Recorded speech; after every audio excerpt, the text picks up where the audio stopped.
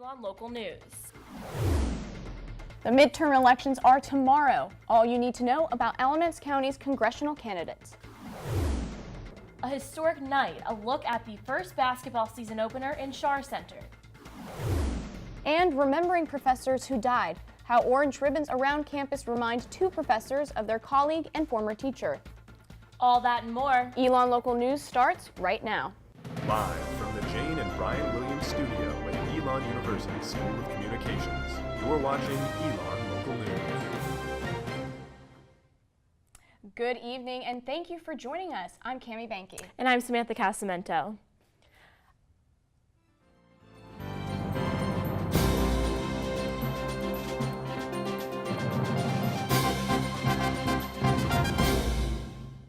Election Day is tomorrow, and among several races, Alamance County voters will be choosing who represents North Carolina's 6th district in the U.S. House of Representatives. Our Selena Guevara sat down with both candidates to talk about their campaigns. 49-year-old Republican Mark Walker is up against 28-year-old Democrat Ryan Watts. Walker, who's a Baptist minister and the incumbent, has been the representative for the 6th District since 2015. He says one of his greatest achievements so far was reducing and removing the tariffs for manufacturers throughout the state of North Carolina. The Miscellaneous Tariff Act, one example of his platform to grow the economy. Watts has a business background and has been working as a financial consultant while campaigning. His main goal is to fix gerrymandering in the state. We need to address fair districting for this republic and this democracy to thrive. Although districts are drawn by the state legislature, Watts says he'd use his federal powers to intervene. What we can require is that every state form a nonpartisan independent redistricting committee, which would have to abide by what the Supreme Court has now deemed to be illegal, which are racially or partisan-drawn districts. So we can solve that in the federal government. Both candidates recognize the cost of college can be expensive. Walker supports some debt forgiveness after working a certain number of years in specific professions and the creation of more Pell Grants. I think the number one thing is to make sure that we're looking at overall costs, not just on the side as far as borrowing, but what we do as far as lowering the costs of some of the universities. Watts says he supports student debt forgiveness and wants to force banks to lower the interest rate on student loans. The difference between scholarships and student loan debt forgiveness is that student loan debt forgiveness would require graduation, right? So there's an incentive for students to follow through. Selena Guevara, Elon Local News. And that's just one of the races we'll be following tomorrow night. Alex Hager is live in the studio with more on ENN's Election Center coverage. Alex. Thanks, Samantha. Well, the time has almost come. Election Day is here tomorrow, and we will be with you as the results come in tomorrow night, talking about the latest from around the county and around the country. We go live at 8 o'clock right after the polls close, and we'll have the latest for you throughout the night. Our reporters will be posted up around the county, bringing us updates from the candidates' election night parties, and we'll also have correspondents live at the Alamance County Board of Elections, as well as inside Mosley Center. Right here in the studio, we'll be joined by representatives from campus political groups and getting their reactions as we get the results. Over in the newsroom, our research team will be keeping an eye on elections all over the country as we track the hottest Senate and governor's races from coast to coast. We've got updates, reactions, analysis, and insight throughout the night, and we are excited to have you join us. Now, one big thing that we'll be looking at is the party balance in the House of Representatives. So before we see how those races turn out, we talked to director of the Elon poll, Jason Husser, for his insight on what it's all going to mean. What most analysts are really paying attention to is what is going to be the vote count in the U.S. House of Representatives. Right now, it looks like Democrats have a good chance of taking back the House of Representatives and becoming the majority party in the House, thus being able to stop Republican efforts to pass legislation. Now, we'll be bringing you results from polling places as they come in throughout tomorrow night, but a lot of votes have already been cast. I'm going to send it back to Cami for a little bit more on early voting. Thanks, Alex. And we do have the numbers of people who voted early in Alamance County for the 2018 midterms. So according to the Alamance County Board of Elections, over 30,000 people voted early. And this number includes all early votes that were cast by mail and in person. That number is higher than the number of voters that came out for midterm elections in 2014, which was over 20,000. And this year, the number of registered Democrats is higher than in 2014 by over 2,000 votes. But there is an increase in the number of Republicans that are turning up at the polls. And now let's look at locations for voting tomorrow. So the closest location is down on East Haggard Avenue at the First Baptist Church of Elon, Voters can also head to the Antioch Community Church in Elon, and a shuttle will take students from the Center of the Arts to these locations starting at 8 a.m. going until 8 p.m. And be sure to tune in to our election coverage tomorrow starting at 8 p.m. An email sent from Elon University's campus police department today announced a week-long pedestrian and driver safety initiative. The email states the traffic safety campaign plans, quote, to encourage our entire community to help prevent aggressive and unsafe driving, as well as pedestrian crossing violations, end quote. Elon University police officers will patrol on foot and in vehicles in support of this safety campaign starting next Monday, November 12th. Jesse McCartney, Sean Kingston, and Quinn 92 performed to a packed Schar Center this weekend. As the first homecoming performance in the arena, people did not know what to expect. For sophomore Kristen Calvoy, she enjoyed the concert, but she thinks security needs to be better prepared for next year. No, I think Seb and SGA did like a really excellent job. I think they did everything that they were supposed to do, and I know they hired the help that they needed, but I would just say, like, just for safety's sake, probably the security needed to be a little bit more, like, attentive. Elon News Network contacted ShowPro Entertainment, which is the security company that was hired for the concert, but they did not respond. And Thursday is the last chance for students to get flu shots on campus. According to the Center for Disease and Control, 20% of Americans get the flu each year. The pop-up clinic will be in the Corey Gym from 3 p.m. to 7 p.m. Upstairs McEwen retail locations Payway and Village Juice are set to open this week. Some students were able to attend an invitation-only sneak peek for these dining options. Our Selena Guevara is live from McEwen this evening. Selena? Thanks, guys. So the big difference between here and a lot of the other Elon dining locations is that we've got some new technology. You see they have these buzzers here which will ring when your food is ready, and they make it all fresh to order behind the scenes. So the Payway restaurant that is part of the soft opening right now serves Pan-Asian cuisine. That's a mix of Chinese, Japanese, and Thai food.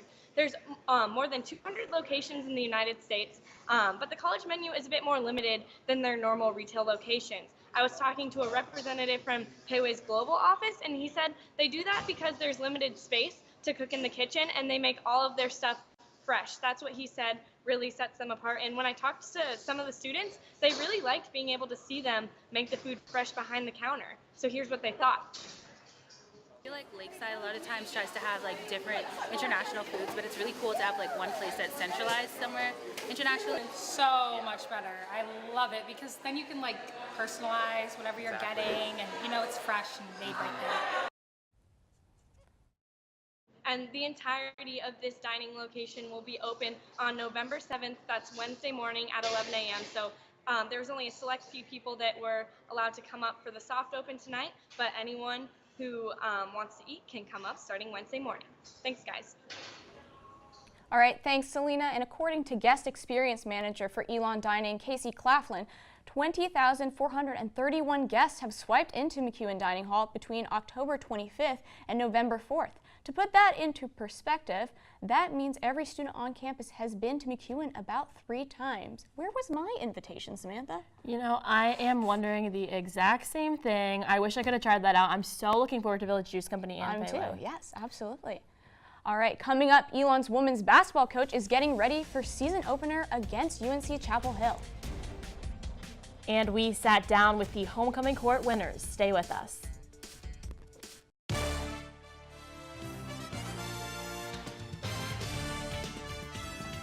And our Jack Haley is live in studio with a sports update. Jack. Thank you, Sam. This weekend against URI, Jalen Thomas was named CAA Offensive Player of the Week, and Warren Messer was the Stats Defensive National Player of the Week, both for their contributions. They now play Townsend in their last home game of the season this Saturday. And it's a big weekend ahead for basketball. Before the men get their crack at UNC Friday night, our women play UNC on Tuesday. Our Alex Reynolds sat down with head coach of the women's basketball team, Charlotte Smith, to talk about her connection to the program. Tuesday, November 6th, the defending Colonial Athletic Association champion Elon University women's basketball team will square off against the University of North Carolina. Both teams are at the top of their respective conferences, and the season opener will make history as the first women's basketball regular season game in Schar Center. So we're excited to open up the Schar Center with a premier game, and that was a goal. And UNC has a great tradition and a great reputation, and so it should be very exciting. Coach Charlotte Smith is entering her 8th season as head coach of the Phoenix, but before her time at Elon, she made her mark at UNC.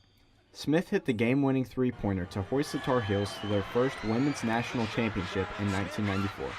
After her time playing, Smith was an assistant coach at UNC, and in 2015 was named to the UNC Sports Hall of Fame. The Tuesday night matchup will be the first time Smith will be coaching against the Tar Heels and her former coach Sylvia Hatchell since 2016. Well, we know each other pretty well, and some of the things that they ran I brought here and tweaked it a little bit, so I think it's just a matter of, I always tell my players there's a defense for every offense and there's an offense for every defense, and may the best man win. So we'll see how it turns out. Though Smith is excited to take on UNC, she understands the challenge it will pose to a young team in their first regular season game.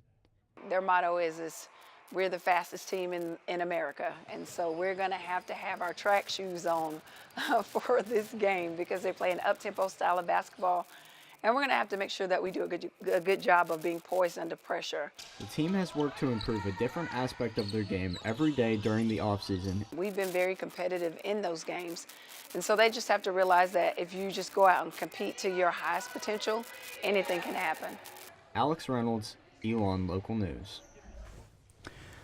Apologies for the technical difficulties, but our team will be covering both games before, during, and after. You can follow all the action at elonnewsnetwork.com. Cammie and Samantha, back to you. All right, thanks, Jack. 2 Elon seniors now have crowns on their heads and a check in their hands to donate to their chosen philanthropy. Trey McMichael and Hope Kuna are this year's homecoming royalty. Kuna's philanthropy, is Planned Parenthood, a controversial foundation in the current political climate.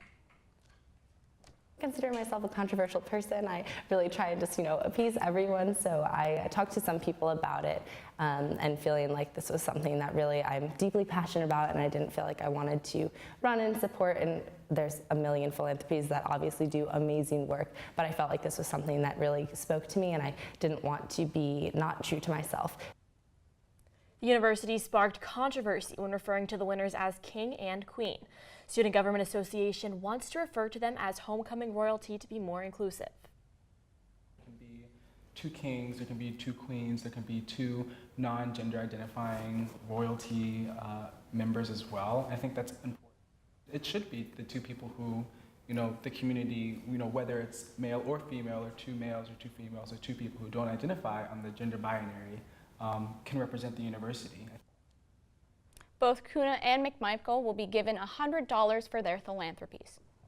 Class registration for the spring semester is quickly approaching. Our Amanda Gibson is in studio to give some tips on how to make registration as easy as possible. Amanda. That's right, Samantha. Registration begins Thursday at 7:30 a.m.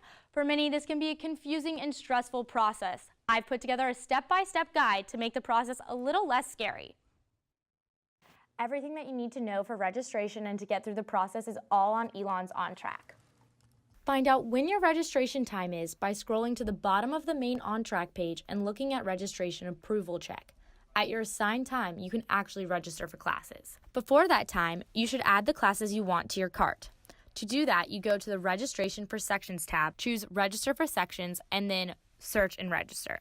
Here you can search by semester, type of class, or directly type the class if you know the abbreviation. Once you have the options, click each class you want to add to your cart and then click Submit. On the day of registration, go to Register and Drop Sections. This is where all the classes you added to your cart will be. Click through the drop-down menu of each class and choose Register. Click Submit, and that's it. In order to register, you must have met with your advisor ahead of time and be approved.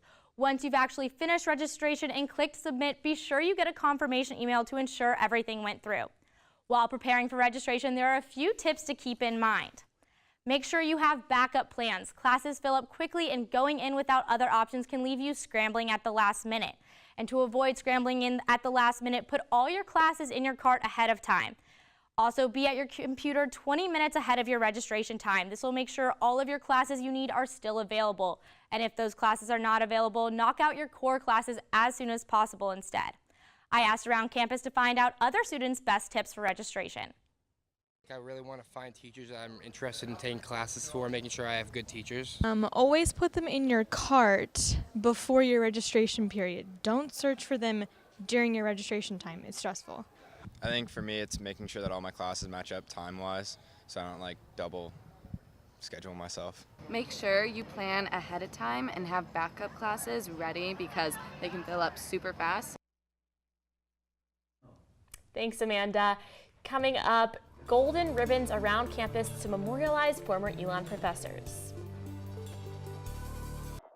You're watching Elon Local News. Welcome back. Our Hannah Garcia has the story behind the golden ribbons you've been seeing around campus. As you walk around, something you may not have noticed are the golden ribbons decorating campus. These ribbons have been placed on benches around campus to honor old former faculty and staff members who have died while working at Elon. Chemistry professor Eugene Gooch is one of the honored faculty. He died in 2009 when he was hit by a car while riding his bike. Gooch's bench sits outside the McMichael Science Building, and for chemistry professor Dan Wright, it serves as a reminder of what's been lost. When I walk to meetings, when I go to college coffee, I pass that bench and I tap it. And I talk to him when I go by the bench. I don't visit it regularly, but when I go by it, I do make sure I mention it.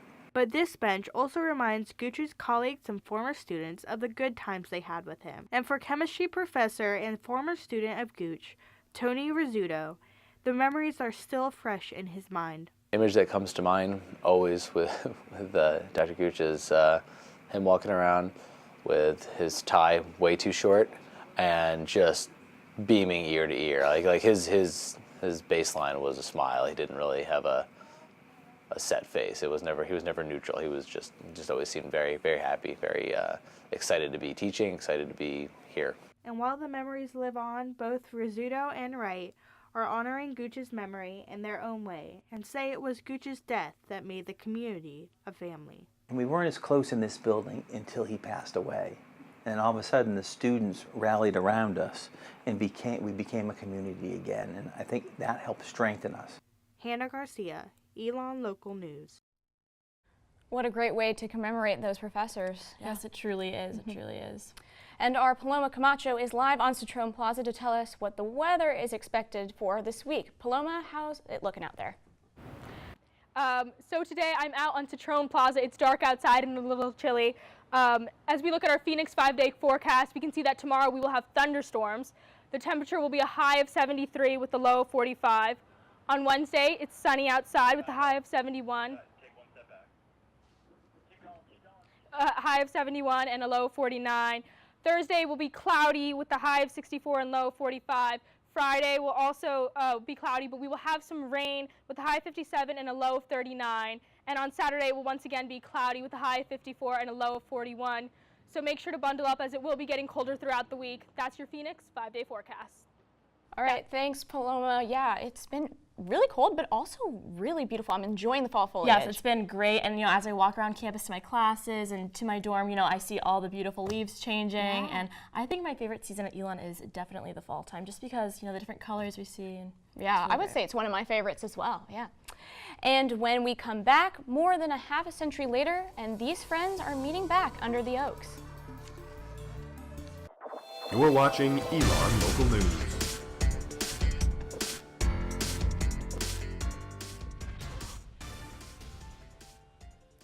This weekend, Elon University alumni from across the country came together for homecoming weekend. But for some who came, this year's homecoming was a little more special than others. Our Michael Ash has the story. 50 years ago, a man first orbited the moon, Richard Nixon won the presidential election, and Elon's class of 1968 graduated. For alumnus Betsy Dearborn Miller and Carol Lupinacci Brown, coming back to celebrate their class's 50th reunion is important. It's special because we're here.